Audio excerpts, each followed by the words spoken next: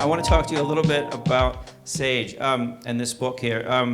Saige England's the author of this wonderful, her debut novel, right? Mm-hmm. The Seasonwife. She's received funding towards her next novel, No Graves for Ghosts, which hopefully we'll hear a little bit about tonight. She's got an MA in creative writing from the IIML in Victoria.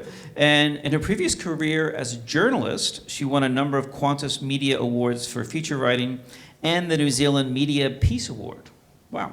As a journalist, she's worked in various conflict zones, including Romania, the former Yugoslavia, and the Middle East. And her journalism and feature articles have been published in the Daily Telegraph, the Financial Times, and the New Zealand Listener. Wow, wonderful. But we're here to talk about this book tonight, which is amazing.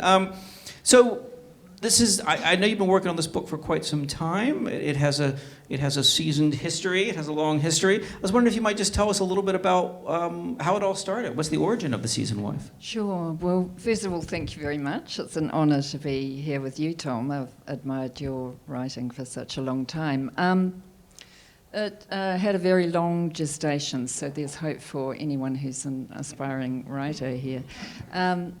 I first had a dream many, many years ago, and I was on a short fiction course with Bill Manhire at that time, and I woke up and I was kind of, intrigued by this dream, wrote some notes, and I had a sort of semblance of a short fiction. And it was about a woman who seemed to be in a whaling community in a shore station, and at that stage there really hadn't been much written about shore station wives or women in those whaling communities on the shore. Joan Druitt had done quite a lot, had written a lot about wives at sea. So I wondered about this and I started researching, and that's really where it started. I had a short fiction published which was about Betty Gard and that affair, and then Jeff Walker, who was then the publishing director of Penguin, approached me about a novel. And many, many years later, this is what it's morphed into. So, yes. How many years later, just to give us all hope? Oh, really? I don't know if it will give you hope. So it's all, I think I was expecting my oldest son when I did the MA, and he's now 25. Wow. Okay. Yeah. But it did change quite a bit as I researched. And that is a long time for a novel to sort of be alive in your mind. And I know material can sometimes, wiggle away from us and change. And were there major changes that happened during this process to the novel over that period? Yeah, I'm just wondering if I have to live to about 150 for the next ones. But it did. Yeah, there were changes. I know a lot about the characters that isn't in the book, and there's an author I admire, William Trevor, who talked about writing a lot around to get to character, and I did that, and also the research informed the novel. So, and I cut a lot of darlings along the way.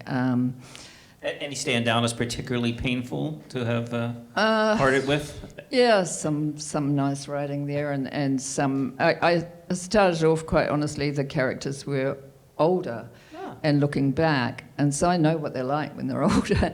Wow. But I ended up changing that, and I think I really learned how to write a novel by writing a novel. Not a bad way to do it. Not a bad way to do it, although I know a lot more now that hopefully the next ones will be faster. But I think I did learn about structure as well. So the research was really important.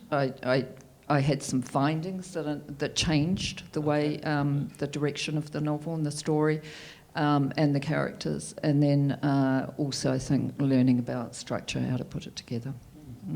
In terms of that research, because people are always interested in the research for historical work, what sorts of, probably the answer is all kinds of stuff, but what sorts of research did you do? Is there anything that was particularly surprising or unusual for you in that process? I think it's interesting coming to it probably from more an investigative or humanitarian journalism point of view. some things I came across and they caused me to be quite shocked. And I thought, well, this has kind of been there in the record. I'm not saying I discovered it. I sort of rediscovered it, probably particularly about the head trade. And I was shocked, and I thought, really, how do we not know that this was a top-down trade driven by the aristocrats in England, and it was a very commercial trade. So that was quite shocking to me, and I felt that hadn't really been written about in terms of the responsibility that the British had, and it ran parallel to the slave trade and had some very similar blame the victim.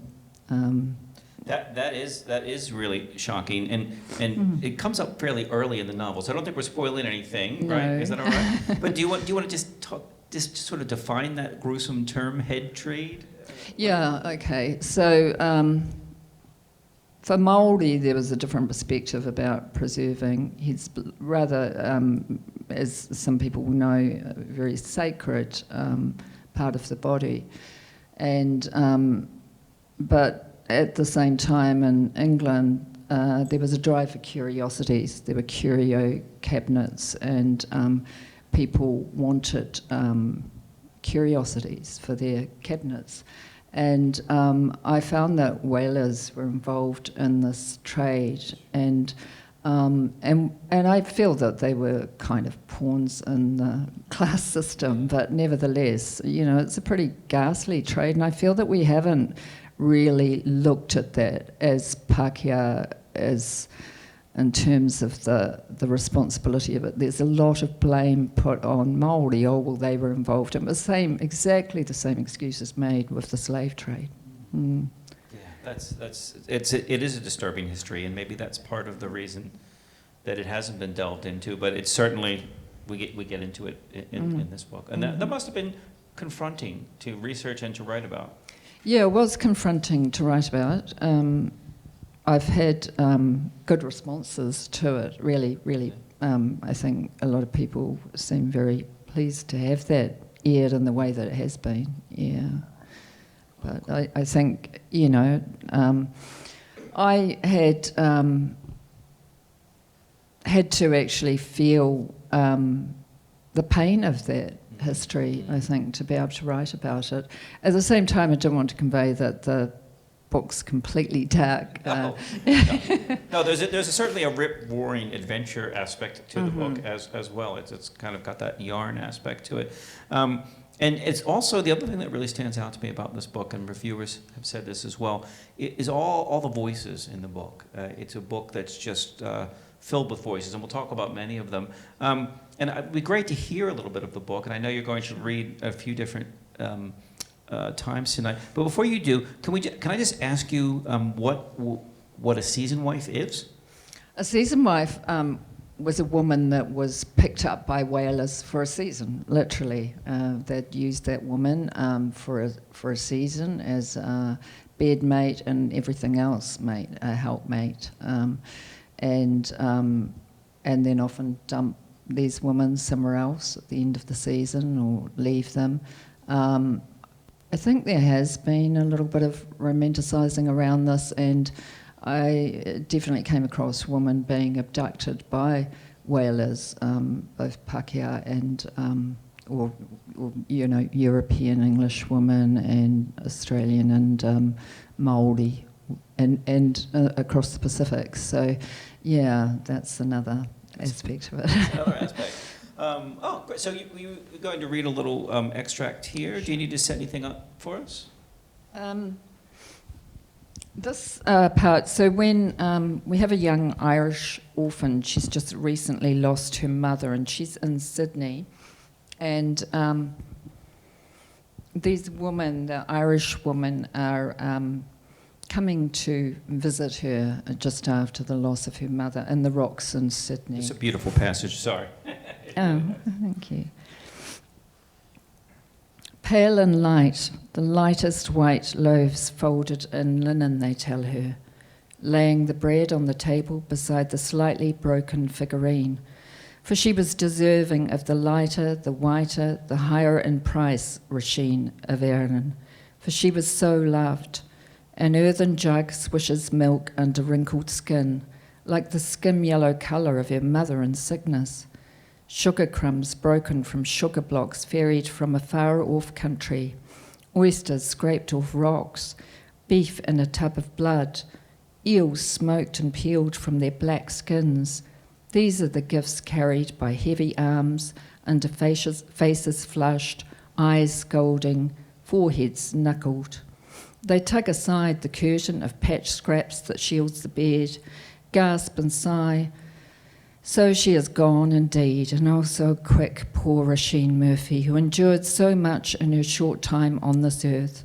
Released now she is, gone to God, gone to Jesus, gone to Mary, gone to Patrick, gone to Bridget.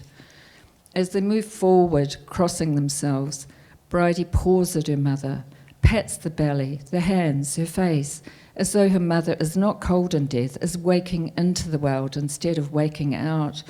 Please rise, Ma, her voice breaks. I will speak the Irish like you want, only the Gaelic if you want. I won't argue no more. Tom is blubbering into his hands. They touch Bridie and croon, lift Tom and sing a thread of tune like a shuttle running across the loom. Daughters, sisters, mothers, neighbours all sing to wring relief from the saddest spell.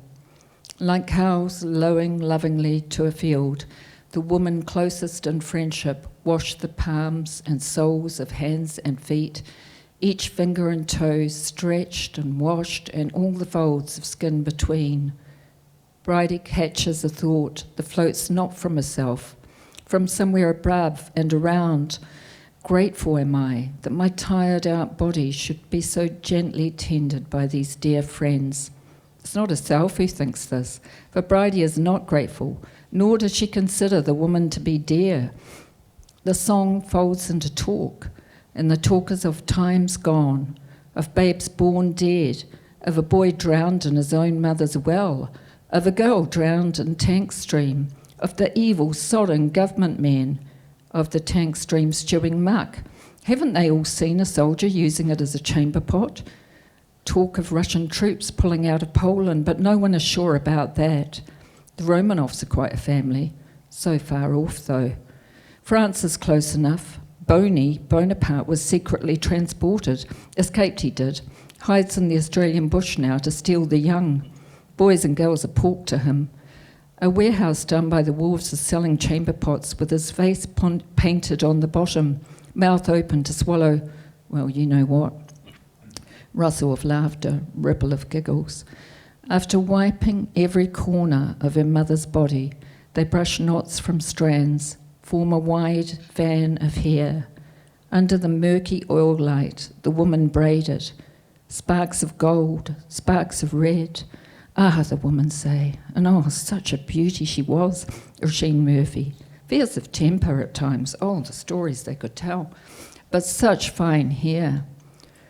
Bridie kneels before her mother's sea-rusted chest, its clasp broken, straps free, trawls through garments, black cotton and brown worsted stockings, coarse shawls, down to the most precious thing, unbinds the linen and the ribbon from her mother's fine silk shawl, sheen of it green, green of the land out of which she was torn, caged, carted as livestock over the ocean to here, to be wedged into a thing called freedom, ocean on one side, untamed hinterland on the other, to have her daughter taken from her, to only keep children if she had a protector. Someone offers Bridie fig candy. She shakes her head. The hand passes to Tom's half-parted mouth. As they lift her mother from the bed onto the table, Bridie sweeps out of the way the stub of the candle and the figurine her mother had cherished, lays the figurine at the head of the table to look over her now. Occupied the faces, all intent on folding the sallow, sunken flesh in the sea of the fine green shawl, cross the arms, clasp hands over the green mound. One woman sways, plucks an invisible thread from the air, and pulls it down, wraps a song around all those who wear grief, for grief is ever present in those who have left home. Woven in this thread are sadness and suffering, for Roisin, so brave, so young, so fine, for Roisin, so Irish, has flown home. The sound of the song becomes the sea bashing rocks, like the English bashing the Irish, and the verses about the English grow wild and hard. Thank you. Thank you. That was beautiful. Thank you very much. Yeah, and so we have multiple points of view in the book, and different people get to speak, and they all have such distinct voices, and different narrators take us in different worlds. We'll talk about that more in 1 second, but it's your first novel, which is quite impressive for a first novel, and because it's a historical novel. And what, in the process of this, what did you learn about what is historical fiction? Is historical fiction, do you think, this is an academic question, sorry I had to ask it, but is it different than a book that just happens to be set in the past, or is there no distinction there at all? Is it its own special sort of category, do you think?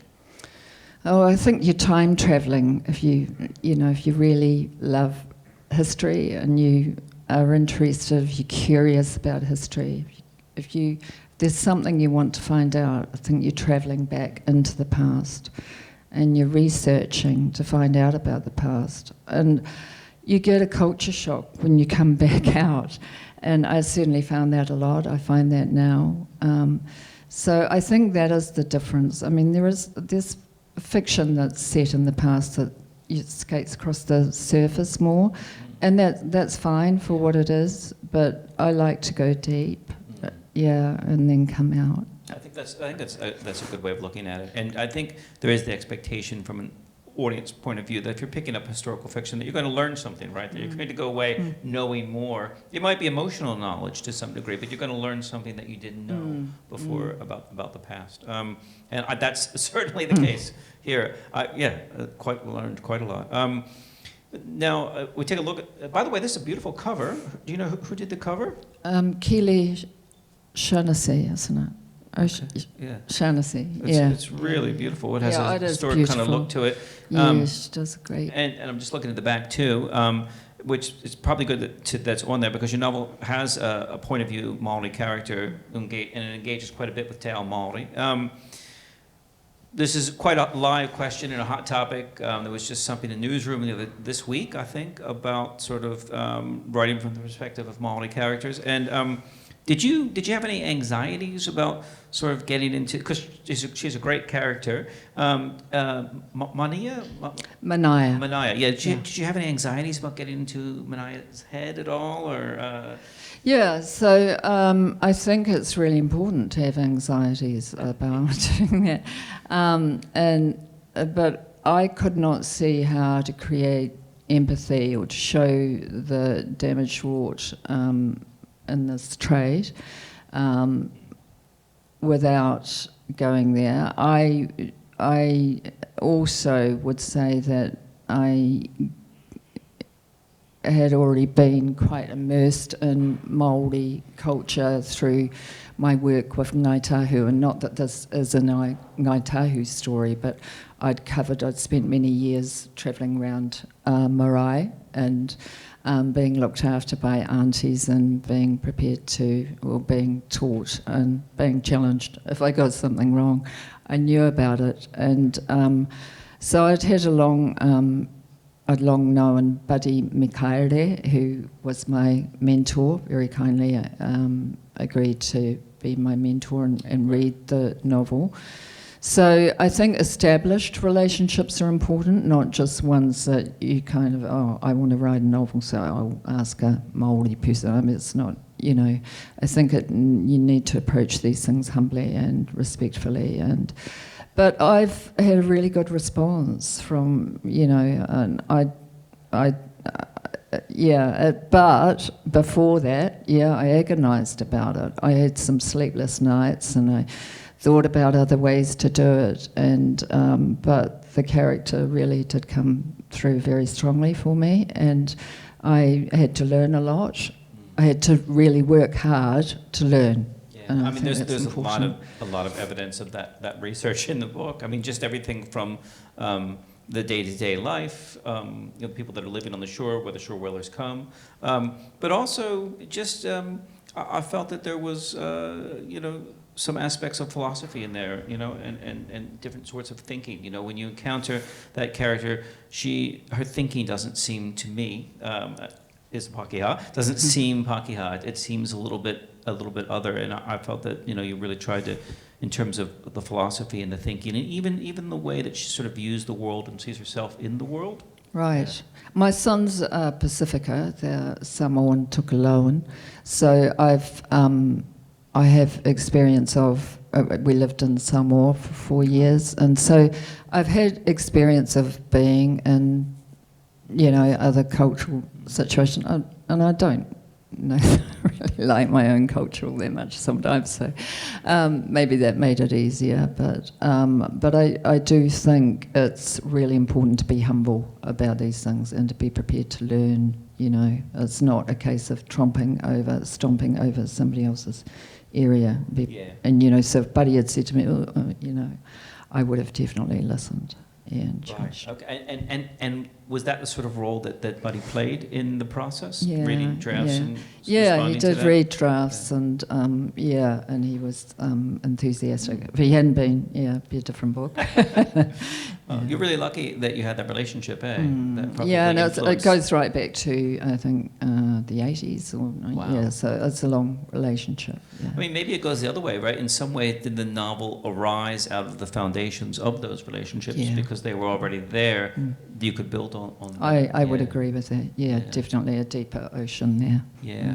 I mean, I was just thinking about that article Steve Bronius wrote this week. Basically, not putting down any guidelines, but sort of critiquing white people that write from brown characters' points of view, basically saying, don't do it. Another guideline that I read about was, it's okay to have Maori characters in your book, but not to write from their point of view, which you definitely do. Have you received any criticism, or was there anybody pushed back against? I think one little Paki guy somewhere. But no, seriously, no. I have actually got thanked by Māori and I mean, I'm not just making that up. It's been quite overwhelming for me that I really am very grateful and humble about that. But I think too, when I was working as a journalist a long time ago, I learned if I made a mistake to be really aware and be very apologetic and humble about it. And sometimes that was quite painful. And I think that was my apprenticeship.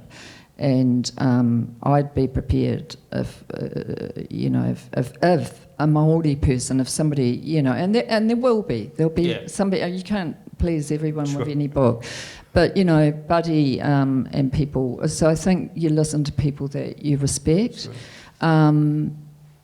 But I feel like there's something else that I do want to say about that, and that is that there's a strange sort of other place that you go to in writing. And when I was young, I grew up with a very, don't know if I can speak about it without crying, but a very dear woman to me, and who was a mother figure in our street who was very special to me, and I'm still in touch with her children, but she died. And I sort of felt kind of guided by her as well. And it turned out that these friends of mine, they said to me, did you know that our great-great-whatever-grandmother was Manaia? Oh. And that's amazing. No, I didn't. I didn't know anyone by that name. So maybe you were guided by her. I feel like, they say that, they think that, yeah. Wow. Oh, that's beautiful. Thank you. Oh, that's a good place maybe to stop and hear a little bit more from the novel. Yeah. Yeah. Bear with me. I would. I wish I was just sort of like automatically could pop to the right. So this is when Bridie and Manaia are out in the deep in the bush, and The log is long, and Mania seems so far off. The drop so horribly deep, the water so fast.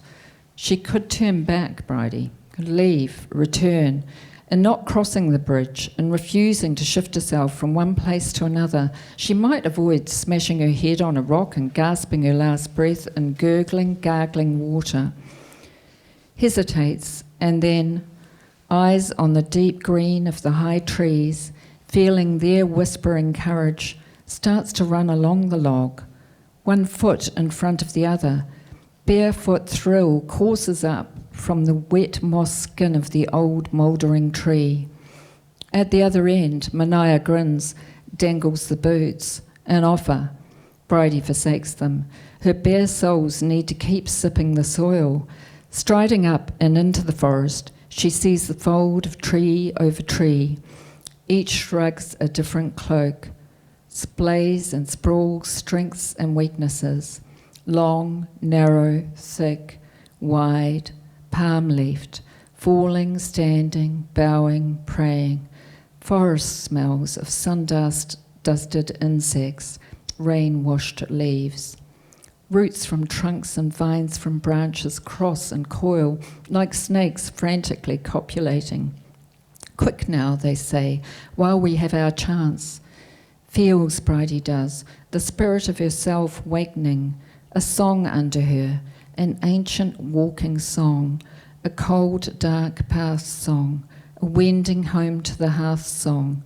Always she has felt it, the unstoppable surge of it, the urge to wander to places secret, hidden from merchants and traders and hunters and missionary men, from all the struggling women and children, from all the toffs and pretenders and all the matters of business. Thank you. I was waiting for more. That's great. Thank you so much. Wonderful. I want to talk a little bit about the book. One of the things, we had a little email conversation in advance, and one of the things you talked about was the anti-colonial sort of aspect of the book. Do you see it as a kind of anti-colonial project? Yeah, I think it's interesting. I think art in this country has quite often challenged colonisation.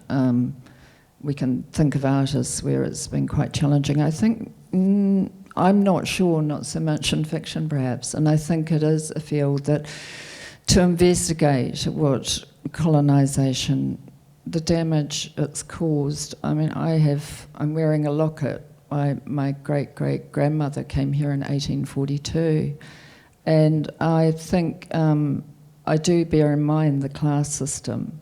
I bear in mind that these were people struggling. It wasn't easy for them. But there's been an enormous amount of damage done, and I think there are consequences that we really do need to look at in our non-fiction and our fiction, yeah. And just bringing some of the issues, I won't spoil the whole book, but bringing some of these issues to the fore here, I think is an important step, eh? And I think women have been quite often left out of the history. We hear quite a lot about these men, Cook and others I can think of. And I quite like finding the people that are lesser known, you know, women and men who were lesser known characters, bringing them out. And you've definitely got that in some of these whalers here, who are just amazing characters. It's just gone out of my head, but who's the one voice? Is it Billy? Is it? Bill, yeah, Bill. the older Bill. Yeah, he's a little character, but who's our main voice? Robbie. Robbie, Fitch, yes, Robbie. Yeah, And Robbie is. Are you going to read it all from Robbie's point of view? I don't have. Okay, that's fine. Well, you could look at the glossary at the back. It's got quite a lot of Robbie's slang. Yes, it's got great slang. That's such a rich, sort of salty sailor's voice. And there's somebody that's almost. I mean, he's a villainous character, not a nice guy, but there's something almost of the dandy about Robbie, which I really like. He dresses fine and has all these elegant turns of phrase and sayings, and when he gets bored, he flogs people. But so. But he's a really fascinating character, and again, that's another voice because we have his point of view as well. We do have his point of view. I don't know if I could find it, okay. But yeah, we do have his point of view. Writing a letter to his boss, who's higher up, who's an aristocratic gentleman, And at that point, we see Robbie kind of being more submissive because he, like I say, the class system exists, and he thinks he can make it up the ladder. This is what he's trying to do. He has dreams of having a whole township there on that beach, and he's not really thinking about Māori in terms of that. But he is thinking about climbing up the ladder, but he's also submissive to people up the top, and that's where you see the change in Robbie. It's like you said that there's sort of the whalers are sort of, they're kind of pawns in a much bigger game that goes way beyond them. And I think that really comes through. He's going to build a township. He's got his whole house plan. He's going to have 4 chimneys, and he's got grand dreams. But I think it's important to see those because we see, some of the things that might have motivated people to do acts that were courageous, acts that were very difficult, acts that required, murder. He's a very hard man, but he's been transported. He's been double ironed, and So I'm not making excuses for Robbie, but he's a hard man who's been treated harshly as well. I mean, like any really good, I think, solid villain, we do have some empathy for him. I mean, not much, because we see some dastardly acts, but it's hard. He's definitely humanized. He's not sort of a one-dimensional. So I really enjoyed seeing that character develop over the course of the novel as well. So The Seasonwife has some pretty, it's not unusual for books of this era, brutal destruction of the environment, which is kind of like, just is there to just clear away and just use. Do you think that makes this an environmental novel, or do you think we're at a point where all novels are environmental novels, or should be environmental novels these days? I mean, because the environment definitely plays a part here. Environment is a character in the novel, and I think this is where, we as a reader, we have our knowledge now, but I mean, when you're immersed in that time, you can see this destruction and not aware of the consequences so much. But there's different schools of thought on this, like John Banville is an author who makes the environment a character and has a novel, The Sea. He saw the sea as a character, whereas Ian McEwan has talked about people being prominent. I actually feel that the environment is a character alongside people. And you write it so beautifully. That's what many of my notes are here. I mean, just little things. I just pick up the first one here. It happens to be about the environment. Didn't plan that, but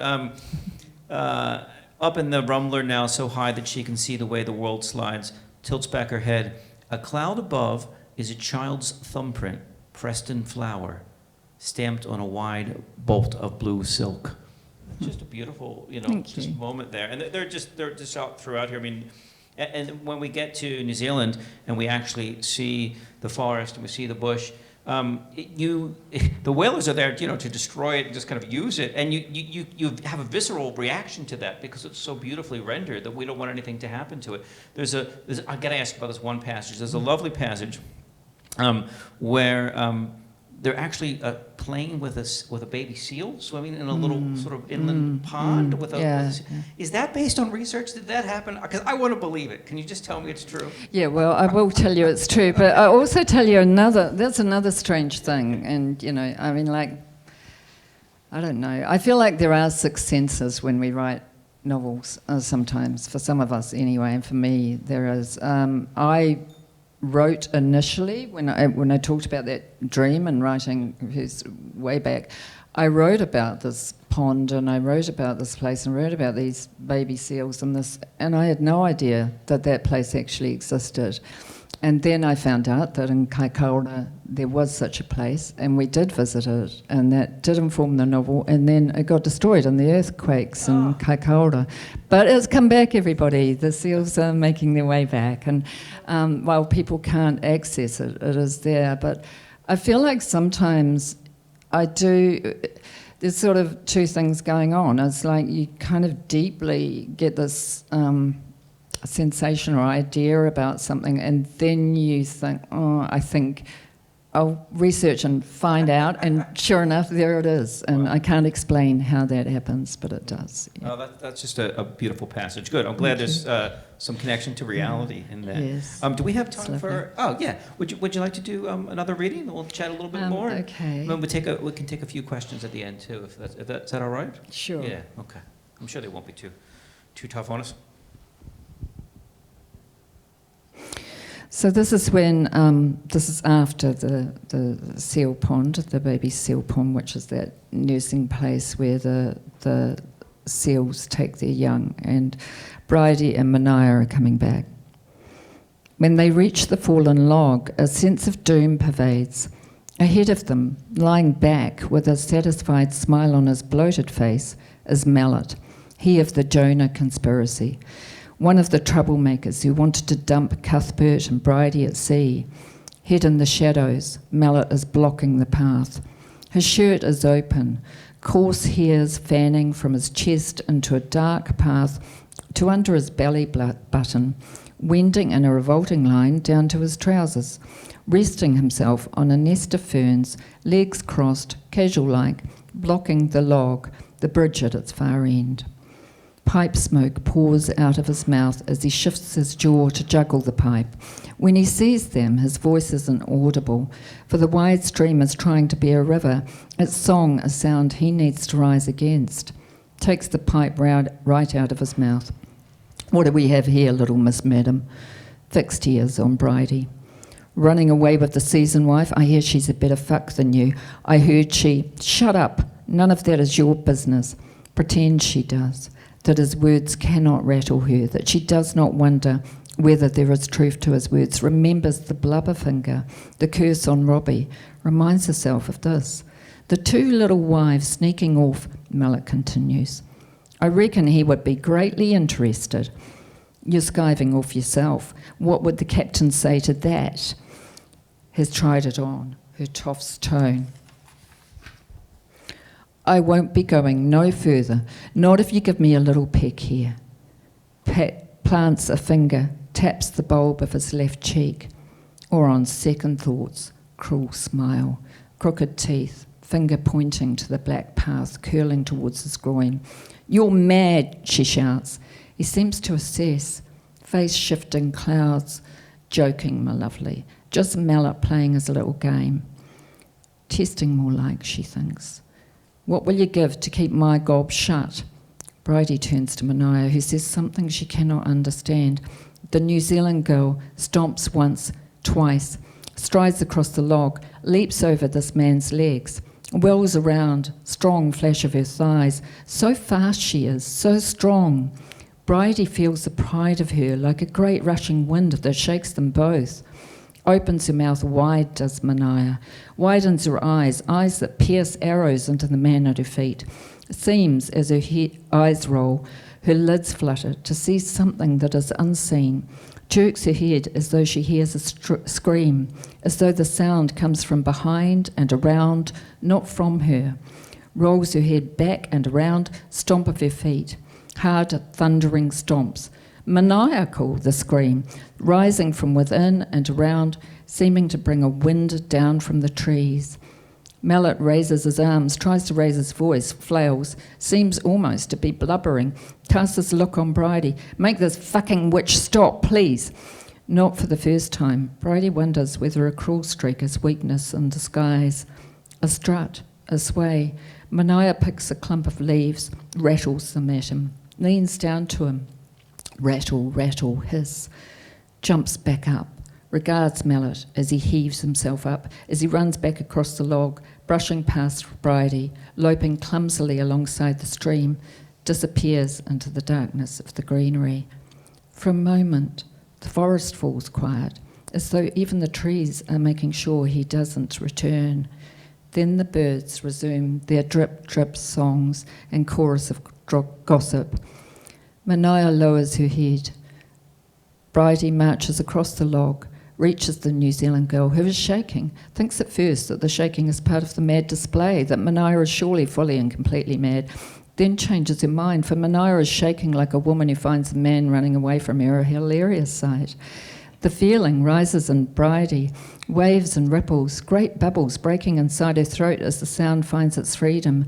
Fear pushed away by laughter, like blue smoke pushed off by the wind. Squats, face to face with her friend, hands pulling arms, legs twined, making of themselves a boat, a cradle, rocking back and forth and back under green, sunlit branches. Thank you. I should just say that Māori at that time were called New Zealanders by the British, so that's why she's called New Zealand. Yeah. That's amazing. So what is your process? How does one get such things on the page? What's your writing process? I know different writers have different processes. What's yours? A bit strange. I rise about 4 a.m. and usually like it's already there. I've got these voices, they're pulling me awake, and I sometimes feel like I just would quite like to lie there, but if I do, I've lost it. So I have to get up and then I write till about 11 o'clock. Then I might do some research. And in the afternoon, I call it a siesta if I sleep. I call it a fiesta if I binge watch something or listen to an audio or do something fun for myself. Yeah, so I'll go for a walk or something, then it's a fiesta. And then I get back to doing research usually later on the day. And does the editing just sort of come at any time in there? I do tend to, annoyingly, edit as I go. So I want everything to be like a scene to be really. And so this is where, don't work this way, everyone, because this is where, when you do lose your darlings, they're quite good. They're ones you don't really want to lose. But it's just the way I do work. And then, there's lots of final edits in the end too. Yeah. Wow, that's it. It's 4 a.m. Oh. Okay, great. Well, just picking up on that and running with it a little bit, a lot of times, they might not say it, but a lot of people come to events like this because they write themselves. Maybe they haven't published it or haven't shared it, but there's a lot of people that are sort of closet writers. What advice would you give them? What would you say to people who is maybe a little closer to the beginning of the writing journey or somewhere along the journey? What advice would you give to them? Yeah. Well, I think, I feel like I'm very grateful to writers who have come before me, so I think we're kind of all passing a baton to each other. I don't think, there's anything, there's something about that we just pass it on. I really hope that anyone here who wants to write will keep going with it. Don't give up on yourself. I'm sorry, but you won't make a fortune out of it. You might as well know that now. What we do to live and what we do to make a living are quite different things often. And I think if you feel that you need to write, that you've got something in you that you're curious about, you want to find out, you want to get it down on the page, do it. Even if it's a family story, even if that's really important too. So whatever, keep going. Find your stories, write them, because they will mean something to other people one day. Thank you. And what role do you see sort of other people playing in that process? Because many people might sort of sit down and be solitary writers, be sitting in their garret or their bedroom sort of typing. But do you think there's a place where it becomes important to sort of break out of that and include other people in the process? I think it is. I can tend to be a hermit myself, and then I come out and I see all you lovely people and think, oh, people are really nice. Realise that people aren't as bad as I thought they were. So, no, I think it is good. It is good to connect with other writers and people that you respect and you care about. And, I've got somebody, I'm going to be looking at one of their drafts, because they've said to me, somebody said it's terrible and I want to know what you think.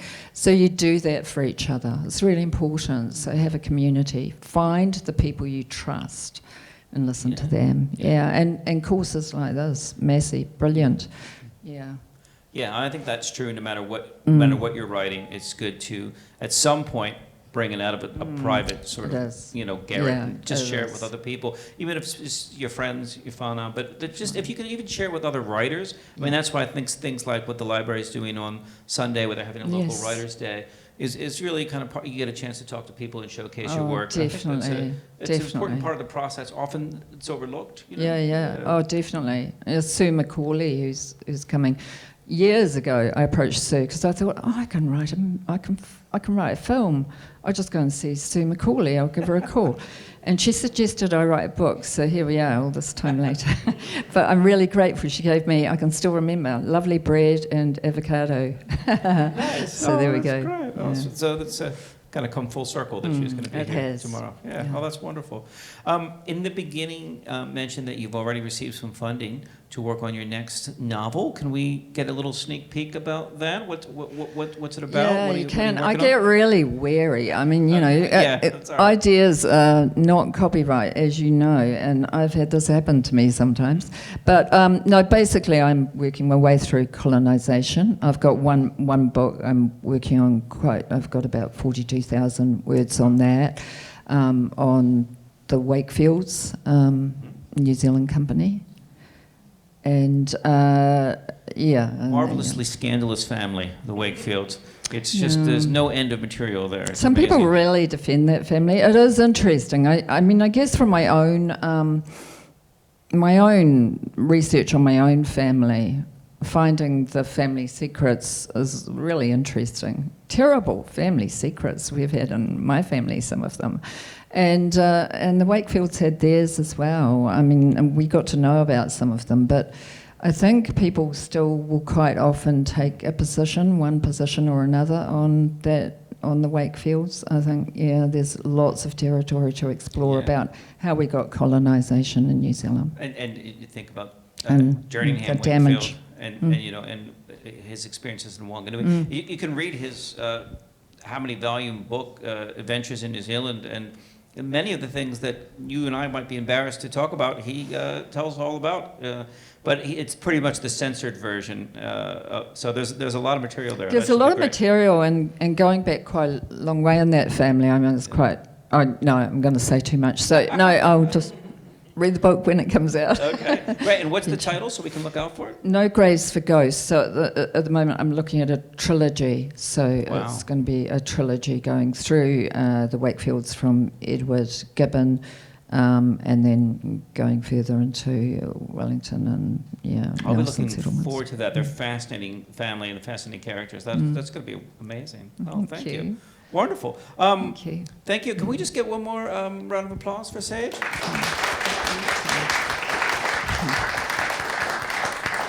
We're really lucky that we have so many wonderful people come and speak to us at the library.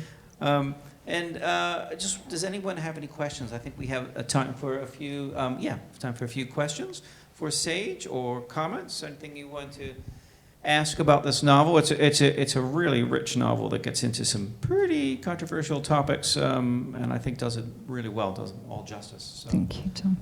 Yeah. Questions? Yes. You started at the beginning and talked about how you are using many different voices, and I'm really curious about that.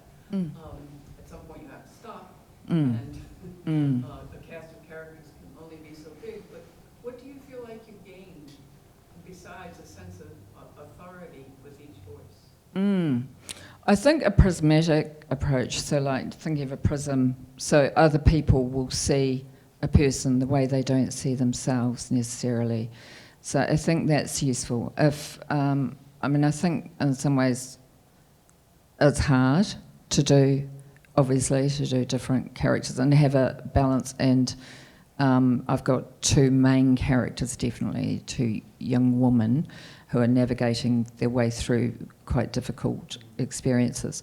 But I think having other characters, it gives you this rich texture, and you can see this turning of, and this is really what life is. I think this is what personalities are about. There are things that my husband knows about me that maybe I don't know about myself, and that's the way I look at it. George Saunders had a lot of characters in his novel Lincoln in the Bardo, And I mean, I actually found it quite a hard listen. I listened to it on audiobook and I subscribed to George's Substack. And, but you know, gosh, I did really feel myself in there, and I felt like it really captured that period. So yeah, that's why. Yeah. Great question. I hope that's helpful. Great. Good.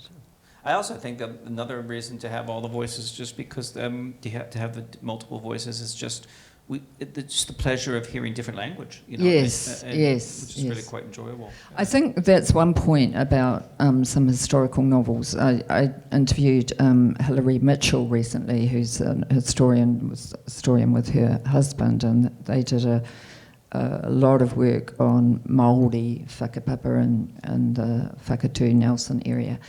And Hilary said, I really don't like reading historical fiction in New Zealand because the voices aren't right. They sound all posh, you know. And I think that's something we've got to be aware of, is that people reconstructed themselves often, and they weren't all sort of upper class people coming out on the first 4 ships or whatever. And even if they were, they might have been in steerage.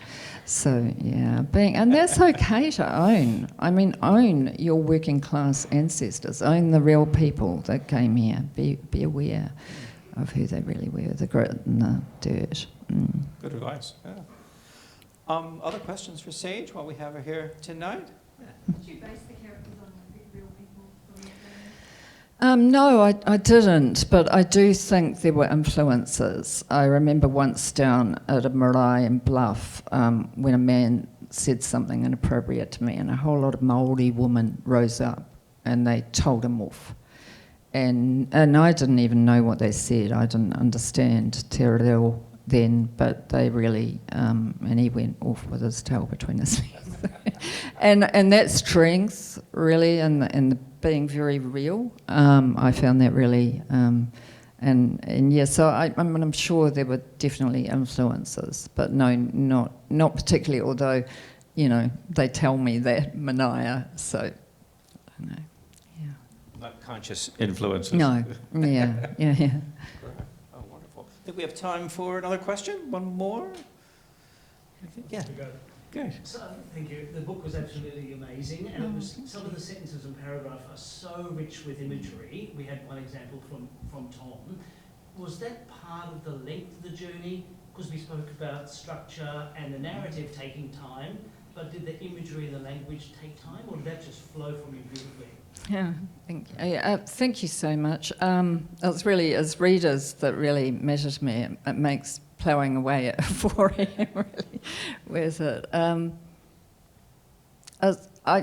I've written a lot of poetry since I was very young, and I burned it all when I was about 16.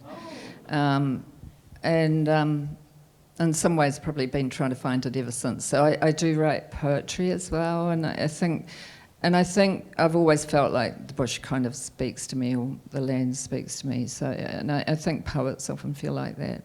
I think, you know, if we could put down all the weapons and just have poets, a poetry competition, that would be great. But so, yeah, it kind of does a bit of both, yeah. But I think, yeah, it really does come through. And some people, readers like you get that. Others, it's perhaps not to their taste, but it's been what it was for that. Yeah. Thank you. Thank you very much.